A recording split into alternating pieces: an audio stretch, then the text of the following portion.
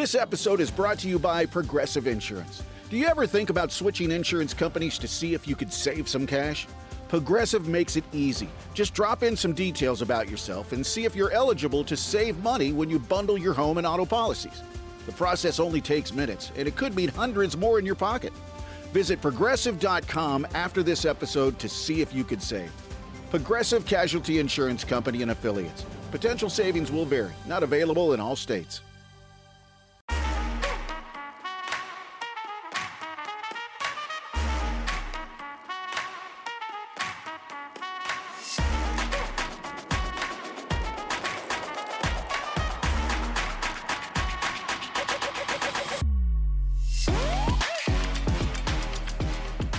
Hello everybody and welcome to Season 2 of Attack the Baseline, a WNBA podcast where every episode we attack our baseline knowledge of the WNBA. And tonight, it's draft night, and we are mid-draft, reacting to the first 20 or so picks as we watch the rest of the WNBA 2025 draft. And I'm here, as always, with Kristen. How's it going, Kristen? It's good, John. I've had a great day with the anticipation of the draft. So fun. I was so pumped when it was coming on. We were watching all the pre-draft coverage. So I've had a great night. Yeah, it's been a blast. As I mentioned, this is the official start of Season 2 of Attack the Baseline, our little podcast about the WNBA and women's basketball. Season 1 started with us covering the 2024 WNBA draft, so this is a perfect place to start Season 2, and just to be reacting live to things while they happen makes it extra fun. Mm-hmm. So I'm very happy to be here. If you would like to reach out to us, you could do so at our email, attackthebaseline@gmail.com, or you could connect with us on Bluesky and Instagram and TikTok at ATBPod. So I guess we'll just go down the list as it's gone tonight. Number 1, top. Mm-hmm. Dallas Wings, Paige Bueckers. Not really a surprise, but checks off the center square of our bingo board. Oh, yes, it does. That gives us a lot of opportunities around our board. So it would have been a disaster if that didn't happen. Or if some crazy trade happened. There was trades happening the past couple days leading up to this. So we were like, what's going on? Our team's trying to trade up. Mm-hmm. That was possible. That didn't happen. No.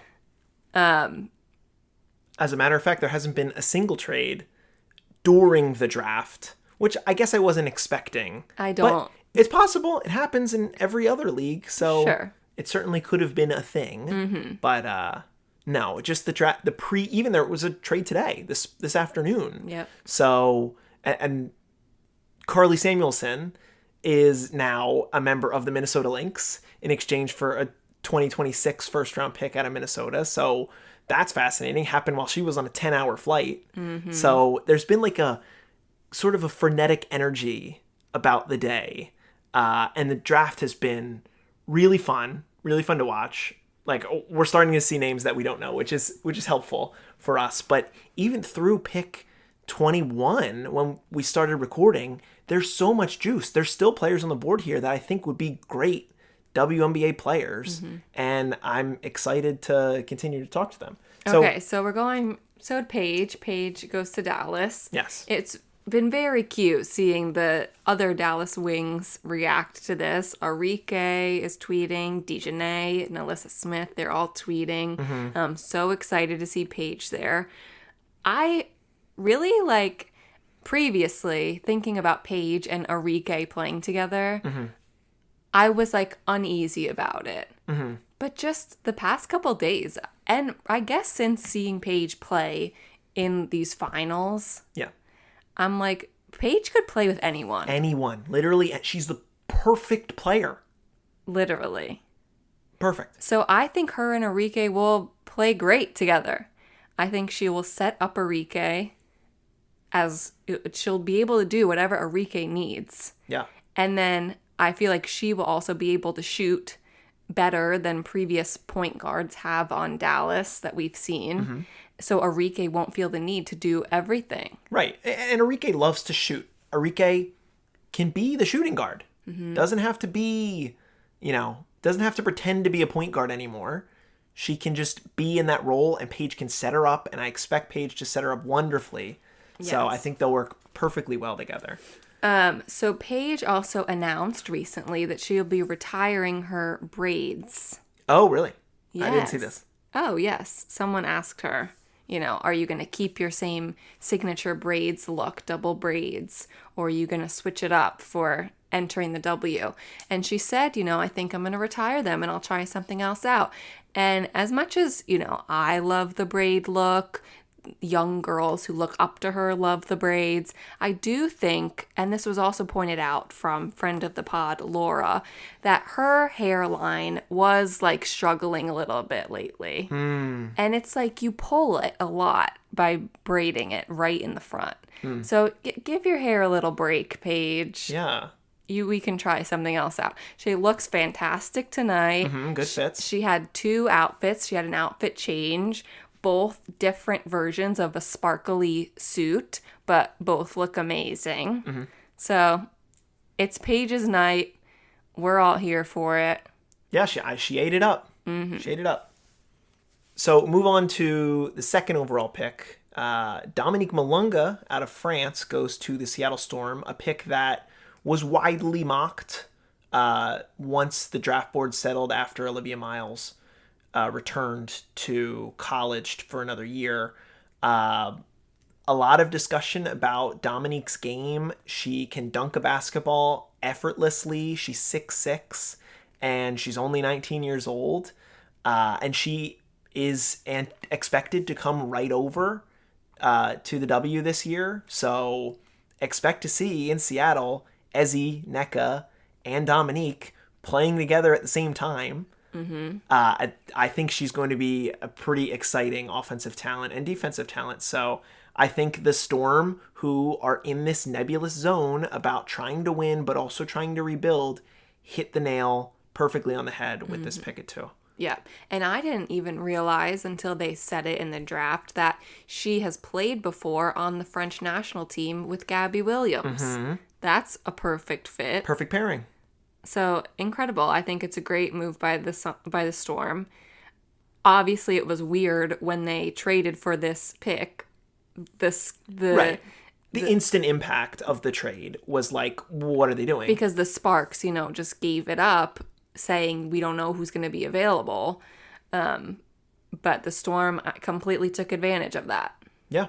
And I think it works out. And friend of the pod, Dat, enjoyed the pick, liked the pick. So I'm happy for him. And I will say, everyone is comparing her to Victor Wembanyama. Sure, they're tall. They dunk. They're French. But she has said, that's cool, but I don't want to be compared to him. Yeah. I want to be Dominique. Let her be herself. So that's what we're going to say here. Yeah. That she is going to be a good version of herself. Let Dominique be Dominique. Yeah. Well, okay, so let's move on. Why don't we do the package of the 3 picks to Washington here? Washington picks 3, 4, and 6. They go Sony Citron at 3. They go Kiki Iriafen at 4. And at 6, they take Georgia Amor. So let's start at the top. Citron, a player that was widely mock drafted to them at 3, wasn't a surprise. They put up a graphic about how their backcourt was widely available, especially now. You lose a guard in Carly Samuelson. So, and Julie Von Lowe was selected by the Valkyries after starting most of the year for the Mystics. So Citron, a player that was very good all year. I think it was just a pretty solid, perfect pick to fit that spot. Best available talent on the board. Yeah, I definitely think Georgia Amor kind of fills that Julie Von Lowe spot. We will have to look into this more deeply and think of who we think is actually going to start for the Mystics. But I do like this combo. I mean, they're all different type players. They're all very different heights and sizes. And seems like they have different, talents and abilities. So I'm excited to see where the Mystics go. Yeah, and Kiki was a player that was anticipated before the college basketball season. She was like the number 3 projected overall pick. So honestly, if you're Washington, to get her at 4, I think Washington did a pretty good job with collecting these first round picks and taking shots at players that have high upside. Georgia Amore, you mentioned, she's certainly small. We see how short she is, but Russell Westbrook is vouching for her electric talent, so let's see what she can bring to Washington. Oh, no. Russell Westbrook used to play in Washington. He did play in Washington. Not anymore. For a period of time, yes. Okay, so they won't be there together. No. That would have been cute. They're best friends, apparently. Best friends as of November when they did a Zoom call. Yeah. But I also want to say Kiki Iriafen seems like the sweetest human being. And a cool dress at that. Oh, a beautiful dress designed by a Nigerian designer. She just seems like so genuinely happy, and she seems so sweet. She seemed very nervous in all the interviews, but I think it's because she just is overwhelmed by this sense of joy to be in this spot. And she just seems so nice and sweet. Yeah. So I'm so happy for her. I agree. Well, and we were talking with our friends, it might be tough right away for Kiki's initial development just because there are bigs like Shakira Austin and Big Mama Steph Dolson there in Washington. But I do hope that she proves herself and is able to get first off the bench minutes. She could be the 6th player of the year for them. So like it for Kiki. Moving on, talking about the Golden State Valkyries. Would you like to do their picks 5 and 17 here, or you just want to talk about 5 and we'll talk about 17 later? Oh. No, 17 is way further. Okay, we'll talk. Okay, all right. I don't know. I'm just trying to formulate here. Okay. 5th overall. Listener Tim, was fearful that the Golden State Valkyries would select Anissa Morrow in this position, a player that he was, and I listened back to a pod that he was on 11 months ago where he said, I would prefer that the Valkyries do not select Anissa Morrow if she's available on the board. And instead, they decide to stash the Lithuanian guard, Justa Jokic, a player that I've seen in this spot in mocks, and a player that can shoot the heck out of the ball. I said in my mock draft that I put on TikTok that I think she's a 3-level scorer, and she could be the perfect player to run your offense, but also provide you on-ball and off-ball juice at all times. And there's no pressure for her to be the player that needs to be their franchise starter right away. They even came out and said that the other night, that we're not looking for our franchise cornerstone here in the draft at 5. So we're just going to pick a player that we can build on down the road. And it gives you flexibility to add another good player next year if the Valkyries, let's say, aren't as good as other teams this year. So they said something insane about Justa Jokic, which cannot be true, but please let us know. I think it's true. They said that she played for the Lithuanian national team when she was 13 years old. You're telling me she was playing with 30-year-old women? Did you confirm? Was it under U16 maybe, or U18? I don't know. It has to be, but they didn't say that. Crazy. So let us know. Crazy. Or else she seems like a demon. Yeah, she could be a demon then. Yeah, to be that experienced, that young, the grind that she must have been through, she could be something special for Golden State. Let's move to 7 and 8. Package the Connecticut Sun select back-to-back here. And not surprising to me, at 7, they take Anissa Morrow, who slid a little bit, but right into their lap, a really quality player. And they also take Sanaya Rivers out of NC State. I like Morrow for them. I think from what she's shown in her post-selection interview, I think she's got like a really good spirit. And I think she can bring like, the offensive juice that the team is wondering where that's going to come from next year. The Sun, a team that also is just going to be a development program, but should be a ton of minutes for Anissa Morrow, and hopefully she can learn some post moves from Tina Charles before Tina Charles retires. And Kristen's giving me a side eye as if Tina will never retire. Never. And then, with Sanaya Rivers, they just got maybe the best defensive player in the draft as well. Mm-hmm. I mean, yeah, that's good. I do feel a little worried for Sanaya Rivers. I think it will be a good place for her to learn and develop defensively and offensively. And I think she definitely has a place on this team. But I don't know if, like, her vibe is matching the vibe of the middle of Connecticut, not much is around vibe. Like, she seems like a very cool, like, oh, that's nice. Should we pause? What pick is this? Just Golden State. Golden State just selected Caitlin Chen here at 28 or 28. Sorry, 30. Just an exciting pick. We're not going to do many of these back of the draft picks here, but Caitlin Chen was a player that I wondered if she would be selected tonight out of UConn, helped win that national championship with Paige. I think this is a really cool look for the Valkyries to select the champion here. Mm-hmm. Yeah, take a chance. I mean, the Valkyries aren't trying to win this year, so why not draft these cool young players and see what you get out of them. Another Kate selected late in a draft that could be, and Caitlin's going to get to play with Kate. Mm-hmm. Kate and Kate. Yes. We could get the Kate and Kate offense. Cute. And Paige is excited, and all the UConn girls are excited. That's very cool. Very cool. So I'm just not sure Sanaya Rivers will enjoy it in Connecticut, is what I'm trying to say. Well, I hope that Sanaya keeps the fire that she seems to have and keeps the red hair, because it makes her very, very distinguishable on the court. Yeah. So on to pick number 9, the LA Sparks here.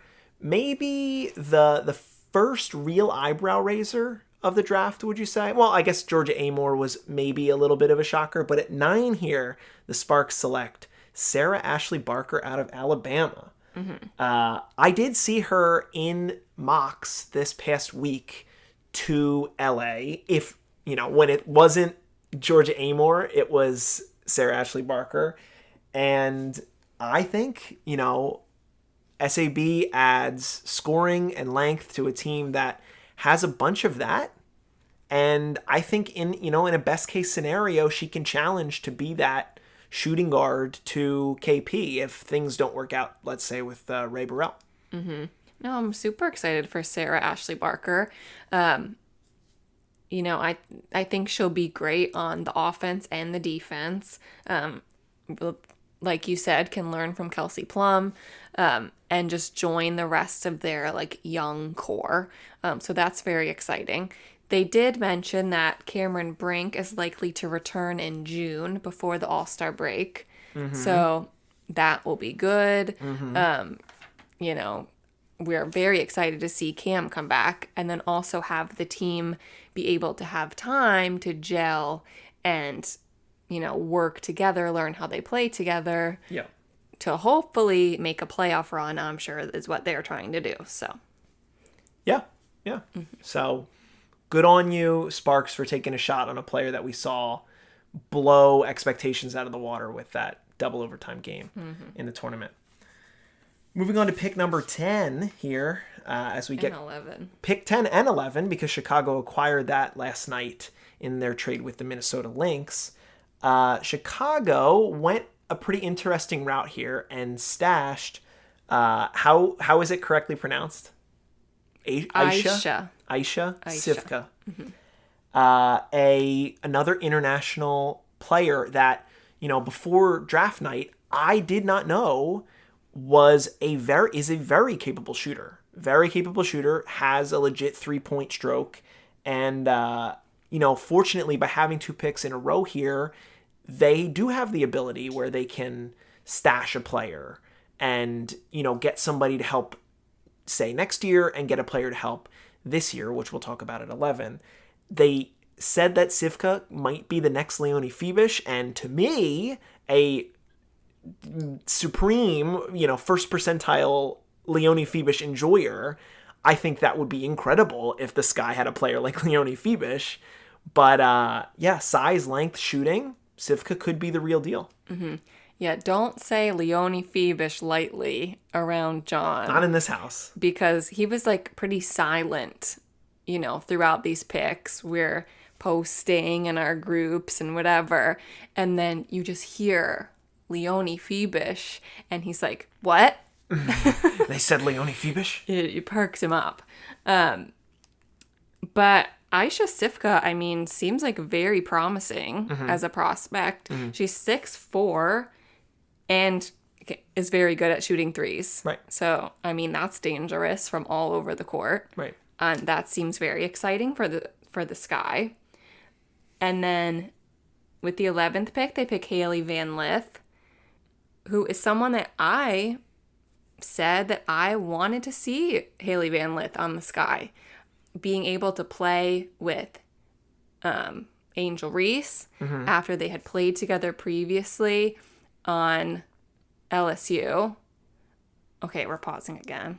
Another UConn selection at 37, Minnesota selecting Aubrey Griffin. I think the other available draftee. Yeah. That is another cool pick. So all the UConn ladies get drafted tonight. Good. Good for Gino, who showed up and showed out and cried a bunch. Mm-hmm. And every hugs all around. I really honestly don't know a ton about Aubrey. I didn't focus a lot on her during this tournament run, but UConn pedigree, can't really go wrong at Minnesota. And we're down to the last pick with New York, a player that hasn't been selected. One Sedona Prince, and we are crossing our fingers. I don't think New York needs her, so we'll see. Right. Okay. But yeah, about all I'll add about HVL is that I've said this in mock stuff. She could learn a ton from Sloot. She can start as a shooting guard, and she can become a real WNBA point guard. And, they needed the floor spacing so bad. Mm-hmm. They averaged 5 made threes per game. Now she shot 5 threes on average at TCU per game this past season. And I'm not expecting her to be a knockdown 3-point shooter, but just adding any threat of shooting is something that Chicago desperately needed. Mm-hmm. And, I think she's the perfect archetype to learn. Perfect. I think it's going to work out great.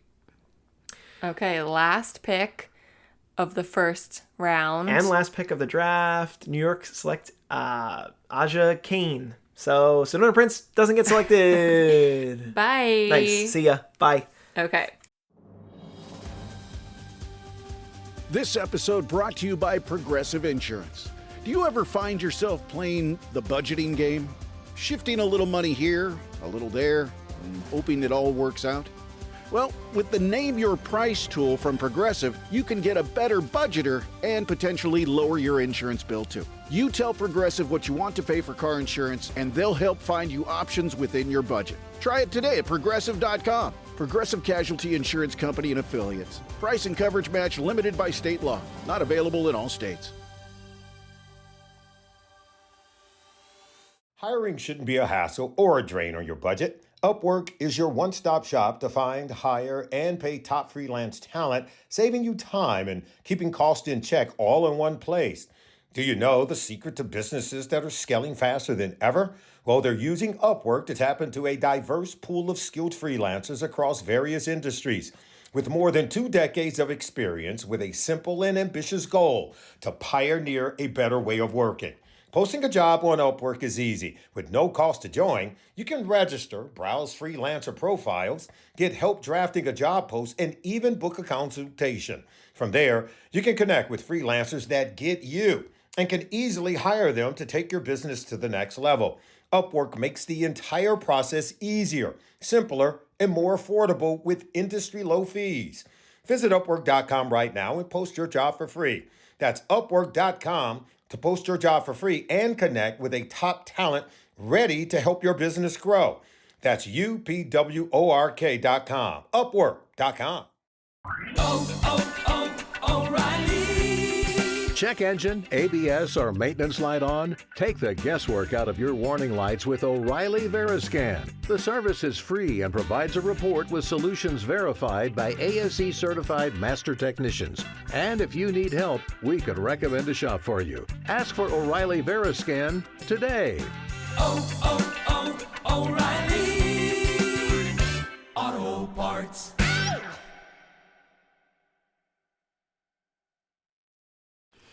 Well, with the 12th pick, Dallas picked Isaiah James, 5'10" guard. This was really the one pick of this first round that we were like, Questioning. why? Because Dallas has a lot of good guards. Yes. Obviously, you just picked Paige. Right. And then they have Arike, Dejanay Carrington, who was the most improved player last year, Ty Harris. A backup, a quality backup point guard, or a playable backup point guard. Right. I guess they just said Isaiah James is like the best pure scorer available, and maybe when they go into droughts where they're not scoring a ton, they need to throw Isaiah out there and get her going. I question how Isaiah will get minutes to sort of prosper in her early career, but who's to say what they're going to do in Dallas, because they might just run a lot of guards all the time because they really don't have a ton of bigs. Yeah, it's interesting. It'll be interesting. Moving on to 13, and the one pick or not the one pick, but the first pick by the Las Vegas Aces, Aaliyah Nye, a player that in our group chat we reacted, who I was not particularly familiar with her. I did not have her in my 2-round mock. I probably saw her in some mock drafts, but more toward the end of the draft. A 6-foot guard who was a big-time three-point shooter. She made 111 threes in Alabama, led the team in shooting threes. And, if we know one thing about the Vegas Aces, is that they like to shoot threes. Kelsey Plum has always shot a ton of threes. She's no longer with the team. They replace her with Jewel Lloyd, who can shoot a lot of threes as well, but not necessarily the same volume as Kelsey. And just adding an extra three-point shooter does make sense for Vegas, who are trying to get back to the promised land. Anything on Nye? Not particularly, but good for Las Vegas. This was the third year in a row Las Vegas didn't have a first-round pick. Yes. And, and what was the reason why? I'm not going to say the terms correctly, the exact wording, but it was because of their lawsuit and their investigation for mistreating De'Erica Hamby. Who was in attendance tonight? She was. And Amaya. Yep. Yeah. When De'Erica went on maternity leave, or was pregnant. So that's that. And then Dallas picks Madison Scott, who has a 6'5" wingspan. Yeah, 6'2" with a 6'5" wingspan. Which that is what they needed. Yes. So that will work out, I think. Right, a capable player that is, able to guard up. They said that she can guard 1 through 5, which is impressive. So, just adding defense to a team that struggled a lot last year to have defense, or have quality defense, felt like the right move. I think they need they needed bigs, so I'm glad they added a big here. And that ultimately, like, maybe they didn't want Isaiah James to fall to Vegas at 13, and that's why they took her at 12, and then decided with, they would take whatever big they wanted at 14. But congratulations to Madison Scott. You get to go play with Paige Bueckers in Dallas. Okay, now I think what we should do is just mention, like, the first pick that the rest of the teams had. The first pick? Yeah. Sure. I am fine with that, but I do think we should highlight Golden State at 17. Fine. Okay. So we'll skip over Anastasia Kosu, gets drafted by the Lynx at 15. Well, that was the Lynx first pick. Correct. My apologies, because I thought they had 11, but they traded 11 away. Mm-hmm. So then, yes, let's briefly talk about Anastasia Kosu, who we know nothing about. Okay. A player who is from Russia and will most likely be a stash. Ryan Rucco literally said the name and then immediately moved on to the next pick. Yeah. So didn't even see, like, any clips of her. No. But a name that I had seen. I had seen her before, but... Mm-hmm. Okay, so we'll see what comes of Anastasia Kosu. So we'll move past the Sky taking Maddie Westbeld at 16 and move to really quickly talk about Golden State selecting Cheyenne Sellers at 17. Cheyenne Sellers, in my mock draft, I had her at 4. Yeah. To Washington. I bought into the size and the playmaking and the ability that I saw in that handful of games in the tournament out of Maryland. And we were talking in our group, we were questioning maybe there's an injury concern for Shy, but Cheyenne Sellers has been in the news. We should congratulate her for her engagement to her fiancé Faith, who is also a basketball player, which means... Ding, ding, ding. Cross a box off on the bingo board. 2 basketball players get engaged. Love it. It was on there. We kept saying, like, oh, Shy's going to get picked. And she just kept falling. And she falls right to the team that is building from the ground up. So a good spot for Shy, even if she is dealing with injury concerns. Mm-hmm. Yeah, and I mean, if she is dealing with injury concerns, that's fine for the Valkyries because they're not trying to win. Right. So great. Like, just get better and be on the Valkyries, this year, next year, whatever. So I was happy for that. I was happy for her. Atlanta's first pick was at 18. Mm-hmm. And they picked Tahina Pau out of South Carolina, who couldn't, unfortunately, be in attendance at the draft. She was in California with her family for family-related matters. But she, I think, will fit in well in Atlanta. She shot 47% from the three-point line in 2023. Not bad. So I guess she had a little bit of a down year this year, but really all of I don't want to say South Carolina had a down year. They were in the finals. But, she didn't have that high of a three-point percentage this year.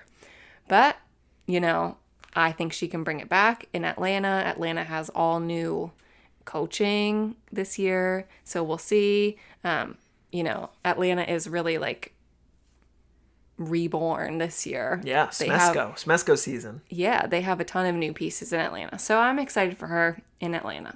I agree. Yeah, change of pace guard for Jordan Canada. So should be fun for the mad scientist of basketball to use her. Mm-hmm. And then Indiana picked at 19. And 20. They picked Michaela Timpson at 19. They picked Bree Hall at 20. Mm-hmm. Michaela Timpson apparently has a 6'10 wingspan. 6'10 wingspan, rim running, rim protecting talent. I did not know this about Miss Timpson. I didn't. Out of FSU. But they were saying in the broadcast that she's the perfect player to play with Caitlin because she can just get down the court and Caitlin can chuck a long ball and she'll reach out with her long arms, catch it, put it up, score. Okay. So we'll see how she fits in with Aaliyah Boston, with DeWanna Bonner, but she can learn from those players. Yeah, absolutely. So that's great. And then when did the Phoenix Mercury pick? They did not pick. They did not have any picks. They did not have a pick. Okay. Why didn't they have like a 3rd round pick? They traded it away in I want to say it was a Shug Sutton trade in 2024. I did the research. There was a trade from a year ago that they moved on from their 3rd round pick. Okay. So yes, the Mystics were the only team that didn't make a selection. The Mercury. Sorry, the Mercury was the only team that didn't make a selection tonight, because even at 38, New York made their one pick, who we mentioned, Kane, but I don't really know anything about her. But good on New York for not selecting Sedona Prince. True. That's really all they had to do. So we're good. Is that every team? Yeah, that's every team. That's every team. Yeah. I just want to take a quick flip through from what I saw. Sanaya Fagan goes to LA at 21. That's a player that I had seen in some first round mocks. Got a lot of smiles out of Dawn to see her selected there. Lucy Olson from Iowa goes to the Mystics. Serena Sundell, a player that I had in a first round mock draft, goes at the top of the 3rd round to Seattle. So Seattle gets a pretty good player. She averaged like 7.3 assists per game last year at K-State. So not a bad look for them to add a player like that that can help you win.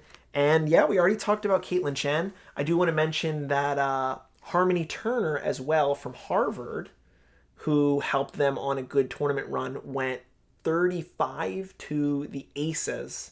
So the Aces add another guard to build out that guard rotation.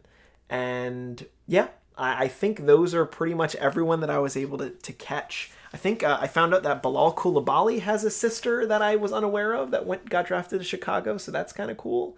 But yeah, we'll learn more about these later draft picks, I'm sure. If any one of them pops, then we're going to be made aware of it. But yeah, pretty fun draft all around. I think a lot of teams got a lot of quality players. Yeah, and I think, like, you correct me if this is not right, John, because you pay attention to more drafts in general than I do.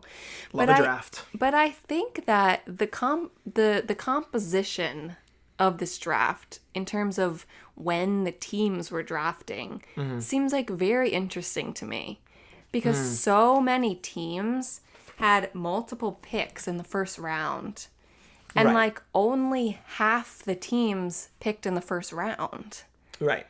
So, like, last year when we watched, like, basically every team had their first round pick, and then the Aces didn't, and they picked first in the second round. So it was like it went down, and every team had one pick. Right. Very normal.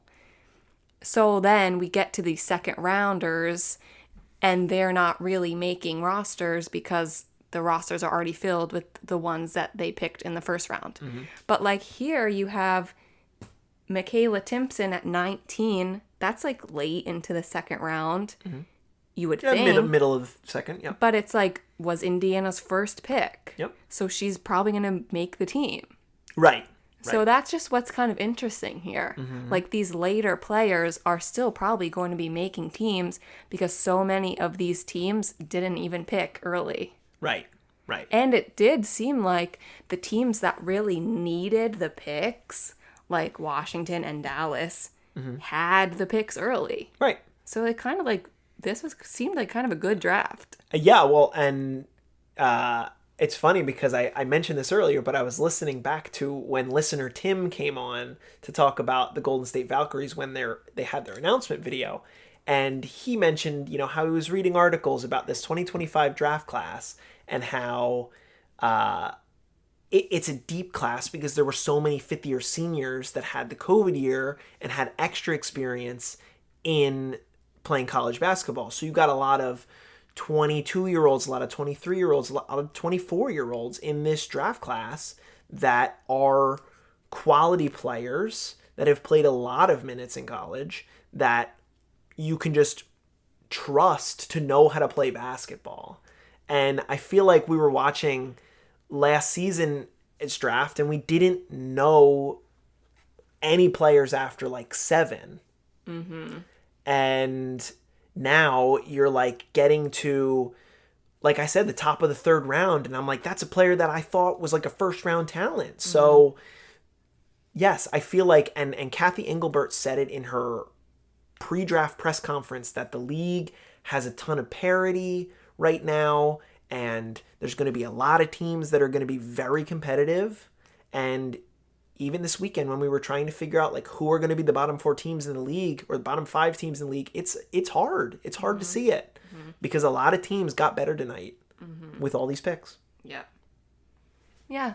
Very cool. Very As fun. any good draft should be. Yeah. We love it. Yeah. Phoenix, sorry you didn't get to take one. I know. I was like, wait, did they even mention the Mercury one time? They're going to have they might have a depth problem at some point, but they have really good players to start them off. So, yeah, so that's the draft. Love it. What's next on season 2 of Attack the Baseline? Season 2 of Attack the Baseline. Yeah. What is it later this season? Well, we're going to do our previews of every team. Last year we did it like 3 teams in one episode. We'll probably do like 2. Yeah, we might try to chunk it up a little less. Yeah. We'll see. But I mean, the season starts in a month, so we've got a lot to get through. Training camp is on the 2nd of May, so we're gonna do previews, and then we're gonna get back to our regularly scheduled programming week by week, going and following a new team. But yeah, we are looking to move to video, so be on the lookout for some videos on our YouTube to supplement our podcast, and just continue to listen with us. Rate and review, give us a 5-star review, and tell us how much you love the show. We've had so many people reaching out to tell us. I just want to give a brief shout out to Jeffrey, who emailed us, and he said, I did a 3-round mock draft. I thought you might enjoy this. And I'm going to go check how his picks turned out because, if he got double digits, he said he would be happy. I feel like that was certainly possible. But thank you so much, Jeffrey, for reaching out. I really appreciated your email. And if you would like to reach out to us and let us know how you're feeling or how much you enjoyed this draft this year, you can do so at our email, attackthebaseline@gmail.com, or you can connect with us on Bluesky or Instagram at ATBPod.